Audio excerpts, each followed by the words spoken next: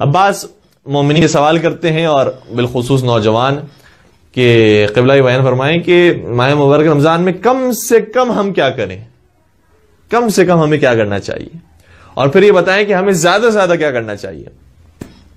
دیکھیں کم سے کم ویسے تو انسان کو پوچھنا نہیں چاہیے، جتنا زیادہ سے زیادہ ہو سکتا ہے اتنا انجام دینے کی کوشش کرنی چاہیے، لیکن اس کی آخری حد کیا ہے کہ اتنا تو ہم ضرور انجام دیں۔ تو بہت آسان سا اس کا جواب یہ ہے کہ اس ماہ رمضان کے اندر کم از کم انسان واجب روزہ رکھے، واجب نماز پڑھے، واجب نفقہ دے اور واجبات پر عمل کرے، محرمات سے بچے۔ یہ کم سے کم ہے، اور بعض لوگوں کے لیے کم سے کم بھی بڑا مشکل ہو جاتا ہے۔ وہ نادر شاہ کا ظاہراً یہ واقعہ ہے کہ مرزا شیرازی کی خدمت میں آئے، کیونکہ نادر شاہ اپنے زمانے کا بادشاہ، مرزا شیرازی اپنے زمانے کے مجتہد۔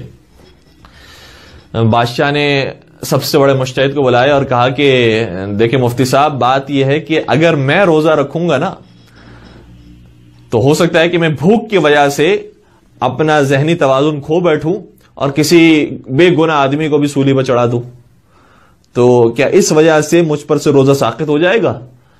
کیونکہ اگر میرا پیٹ خالی ہوگا تو ہو سکتا ہے کہ میں صحیح فیصلہ نہ کر سکوں، لیکن اگر روزے سے نہیں ہوں گا، ٹھیک ہوں گا، اشاش بشاش ہوں گا تو صحیح طریقے سے فیصلہ کر سکوں گا۔ مرزا شیرازی نے جب بادشاہ کی یہ بات سنی تو گھبرائے نہیں، بڑا خوبصورت انداز میں فتویٰ بیان کیا اور کیا قیمتی جواب دیا ہے۔ فرمانے لگے بادشاہ سلامت، حکم روزہ تو حکم الہی ہے، لیکن ہاں آپ جو حاکم بنے ہوئے ہیں وہ آپ حاکم الہی نہیں ہیں، لہذا اگر آپ کو روزہ رکھنے کے بعد فیصلہ کرنے میں کچھ پریشانی ہوتی ہے اور صحیح طریقے سے آپ فیصلہ نہیں کر پاتے ہیں تو آپ حکومت سے عزل ہو جائیے اور جو اس کے لائق ہے اسے اپنے مسند پر بٹھا دیجئے تاکہ وہ روزے کے ساتھ صحیح فیصلے کر سکے۔ تو روزہ تو نہیں چھوڑا جا سکتا، روزہ واجب ہے، روزہ رکھنا ضروری ہے، سوائے ان افراد کی جن کا ذکر قرآن کریم نے خود کیا ہے کہ اگر وہ مریض ہو گئے ہیں یا سفر کے اندر ہیں یا مریضی بھی مختلف انداز کی ہے تو ان پر سے روزہ ساقط ہے، اور بعض کے احکامات بھی مختلف ہیں، البتہ سبھی کو روزے کی قضا کرنی ہے اگر ان کے پاس توانائی حاصل ہو جاتی ہے۔ تو کم سے کم تو اس کی لمٹ یہ ہے کہ کم از کم انسان واجبات پر عمل کرے، محرمات سے بچے۔ زیادہ سے زیادہ اس کی کیا لمٹ ہے؟ زیادہ سے زیادہ انسان کیا کرنا چاہیے؟ زیادہ سے زیادہ میں تو ویسے ہی ہے کہ انسان جو کچھ کر سکتا ہے کرے، لیکن ابھی ہم اپنے پریکٹیکل لائف کے حساب سے زیادہ سے زیادہ جو کرنا چاہتا ہے وہ 1 گھنٹہ قرآن کریم کو ضرور دے، 1 گھنٹے کے اندر 1 سپارے کو مکمل کریں، عربی بھی پڑھیں اور ترجمے کے ساتھ پڑھنے کی کوشش کریں۔ قرآن کریم کا حکم ہے افلا یتدبرون افلا تعقلون، کیا تم عقل سے کام نہیں لیتے؟ کیا تم تفکر سے کام نہیں لیتے؟ کیا تم تدبر سے کام نہیں لیتے؟ تو قرآن کریم نے اس سے زیادہ اور کیا واضح انداز ہوگا کہ بیان کرے کہ بھائی تم سوچ سمجھ کر قرآن کریم پڑھو۔ اور شاید معاشرے کے اندر جو برائیاں ہو رہی ہیں، خدا نخواستہ قاریان قرآن کی طرف سے، حافظان قرآن کی طرف سے یا مولوی حضرات کی طرف سے، اس میں سب سے اہم وجہ یہی ہے کہ سبھی کو قرآن بڑا یاد ہے لیکن قرآن کا میسج کیا ہے وہ کسی کو نہیں معلوم۔ تو میسج انسان کو سمجھ میں آ رہا ہو کہ قرآن کریم ہمیں کیا پیغام دے رہا ہے۔ انشاءاللہ قرآن کریم کو ترجمے کے ساتھ اور اگر ہلکی سی تفسیر بھی انسان پڑھ سکے تو 1 گھنٹہ کم از کم قرآن کریم کو دیں تو ہم انشاءاللہ ماہ رمضان کے فیوز کو حاصل کر سکیں گے۔ 1 گھنٹہ قرآن کریم کو دیجیے، 1 گھنٹہ کم از کم مجلس کو دیجیے یا درس کو دیجیے، اور 1 گھنٹہ یا یہ کہنا چاہیے کہ کچھ وقت انسان افطار کروانے میں یا صدقہ نکالنے میں کچھ اپنے پیسوں کو خرچ کرے، کیونکہ صدقہ نکالنے کی بہت فضیلت اس ماہ مبارک رمضان میں بیان ہوئی ہے۔ اور پھر پورے ماہ رمضان کا ایک عمل تو ہے جو انسان کو ضرور انجام دینا چاہیے۔ وہ کون سا عمل ہے؟ کہ چہرے پر ہمیشہ مسکراہٹ ہو، چہرہ کم از کم اشاش بشاش ہو، لوگ ہمیں دیکھ کر یہ فوراً سے نہ کہتے ہیں کہ اسے روزہ لگ رہا ہے۔ روزہ ہمیں لگنا نہیں چاہیے، روزہ ہمیں اتر جانا چاہیے، رچ بس جانا چاہیے۔ تو الحمدللہ ہمارا روزہ اگر ہمیں لگ بھی رہا ہو تو اس کا اثر کسی دوسرے کو نہ لگنا چاہیے۔ روزہ اس طریقے سے رکھیں کہ انسان صرف شکم کا روزہ نہ ہو بلکہ اس کے چہرے کا بھی روزہ ہو اور چہرے کے اوپر مسکراہٹ ہو، تاکہ لوگ محسوس کر سکے کہ ہاں واقعی اس نے بندگی کا حق ادا کیا ہے.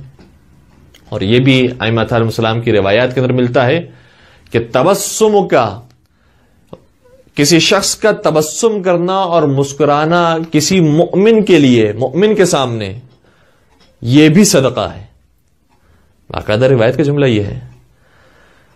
تو ویسے اگر کوئی صدقہ نہیں نکال سکتا تو کم از کم مسکرا کر ماہ رمضان میں صدقہ دے. گھر والوں کے سامنے بالخصوص، چونکہ کوارنٹائن کی وجہ سے اور کورونا وائرس کی وجہ سے جو انسان گھروں کے اندر محسوس ہو گئے ہیں، تو گھروں کا ماحول ایسا بنا دیں کہ گویا جنت کا ماحول ہو.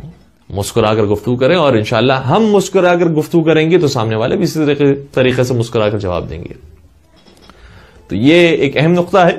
اور پھر اس کے علاوہ ظاہر سی بات ہے کہ وہ افراد جو گھر کے اندر محصور ہو گئے ہیں اور اب گھر سے باہر جانے کا تو بہانہ نہیں ہے، اور گھر سے باہر تو جا کر کام نہیں کر سکتے ہیں، اور گھر کے اندر ہی رہنا ہے، تو گھر کے اندر ایسے رہیں کہ سارے گھر والے خوش ہو جائیں.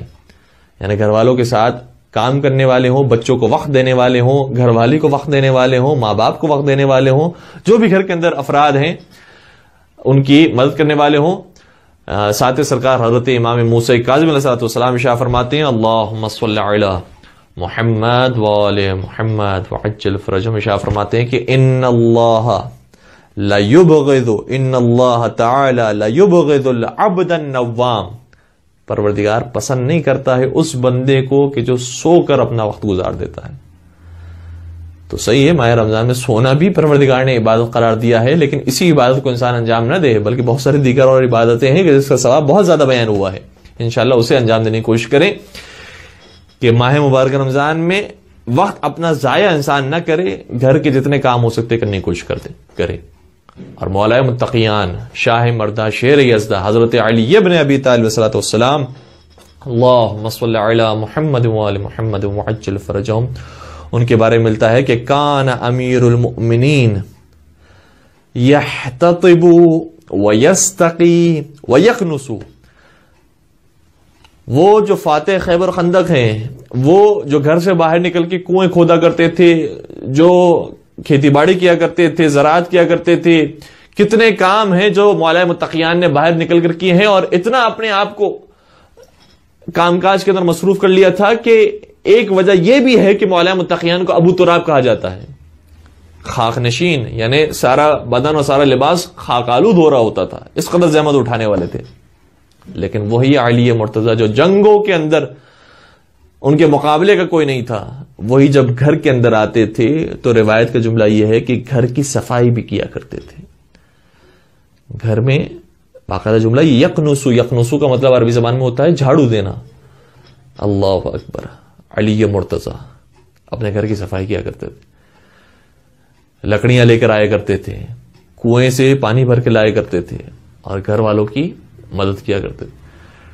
تو انسان اس بات پر اترائے نہیں کہ بھئی ہم تو مرد ہیں، ہم گھر کے کام کیوں کریں. جو شاہ مرداں ہیں وہ بھی گھر کے کام کیا کرتے تھے. اور ایک مرتبہ نبی اکرم حضرت محمد مصطفیٰ صلی اللہ علیہ وآلہ وسلم نے اللہم صلی علی محمد وآل محمد وعجل فرجہم، مولا متقیان کو دیکھا کہ ایک طرف حضرت فاطمہ زہرا سلام علیہا پتیلی کے پاس یا دیگ کے پاس بیٹھی ہیں، اور دوسری طرف حضرت علی مرتضیٰ شاہ مردہ دال صاف کر رہے ہیں، دال کو پانی سے دھو رہے ہیں اور اس کی صفائی کر رہے ہیں تاکہ حضرت زہرا کو دیں اور کھانا تیار ہو سکے. جب نبی اکرم کی نگاہ ان دونوں ہستیوں پر پڑی، حضرت زہرا پر بھی اور حضرت علی مرتضیٰ پر بھی، تو حضرت زہرا کا تو کام ہی تھا گھر کا، اور وہ گھر کے کام انجام دیا کرتی تھی. اور خود شہزادی فرماتی ہے کہ مجھے اس سے زیادہ خوشی نہیں ملی جب نبی اکرم کی زبانی میں نے سنا کہ میرے لیے گھر کی ذمہ داریاں ہیں. تو عورت کو چاہیے کہ گھر کے سارے کام کرے، لیکن اگر مرد بھی عورت کے ساتھ شامل ہو رہا ہے تو نبی اکرم نے کیا ارشاد فرمایا؟ ایسی حدیث ارشاد فرمائی ہے کہ انسان کے تصور سے خارج ہے. فرمایا کہ اے علی، مدد کرتا ہے گھر کے کاموں کے اندر تو پروردگار اسے 1000 سال کی عبادتوں کا ثواب دیتا ہے کہ جس کے اندر انسان نے ہزاروں نمازیں پڑھی ہوں اور ہزاروں روزے رکھے ہوں. اور پھر آگے شاہ فرماتے ہیں اور 1000 جہاد کا ثواب دیتا ہے، 1000 شہیدوں کا ثواب دیتا ہے، 1000 غلاموں کو راہ خدا میں آزاد کرنے کا ثواب دیتا ہے، 1000 بھوکوں کو کھانا کھلانے کا ثواب دیتا ہے، 1000 بے لباسوں کو لباس دینے کا ثواب دیتا ہے، 1000 شہداء کا ثواب عطا فرماتا ہے. اور کتنے ہی ثواب تھے جو نبی اکرم نے فرمائے. اور پھر فرمایا کہ جو شخص گھر والوں کا ساتھ دیتا ہے تو پروردگار اس کا مقام جناب داؤد علیہ السلام کے برابر، جناب یعقوب علیہ السلام کے برابر اور جناب عیسیٰ علیہ السلام کے برابر کر دیتا ہے. اللہ اکبر. اسلام نے کبھی بھی کنڈیم نہیں کیا ہے. یہ انسان کے لیے ننگ اور عار کی بات نہیں کہ گھر والوں کو ساتھ دینے والا ہو. یہی انسان کی مردانگی ہے. انسان جو گھر سے باہر شریف ہے، گھر سے باہر بڑا متقی مومن ہے، گھر کے اندر بھی انسان ویسے ہی مومن و متقی پرہیزگار ہو، گھر والوں کو ساتھ دینے والا ہو. اور یہ بھی اس روایت کے اندر بیان ہوا ہے کہ جو شخص ننگوار محسوس نہیں کرتا ہے گھر والوں کو ساتھ دینے کے اندر، تو پروردگار اسے قیامت کے عذاب سے محفوظ رکھے گا اور قیامت کے میدان میں اسے ایک خاص مقام و مرتبہ عطا فرمائے گا. تو ماہ مبارک رمضان میں چونکہ ہمارا موضوع بھی یہ ہے کہ منفرد رمضان، منفرد ذمہ داریاں. تو اب رمضان اگر اس طریقے سے آیا ہے تو یہاں پر بھی ہماری ذمہ داری بنتی ہے کہ گھر والوں کے ساتھ اس طریقے سے سلوک کریں کہ واقعاً گھر والے خوش ہوں اور تمنا کریں کہ جتنا وقت یہ ہمارے ساتھ گزار سکتے ہیں گزاریں. جس طریقے سے مولا متقیان نے فرمایا ہے کہ نیک آدمی کی صفت اور پہچان یہ ہوتی ہے کہ جب تک زندہ ہوتا ہے لوگ اس سے ملاقات کی تمنا کرتے ہیں، اور جب وہ مر جاتا ہے تو لوگ اس کے اوپر آنسو بہاتے ہیں اور اسے یاد کرتے ہیں. تو انشاءاللہ پروردگار ہمیں ماہ مبارک رمضان کو اس انداز سے گزارنے کی توفیق عطا فرمائے.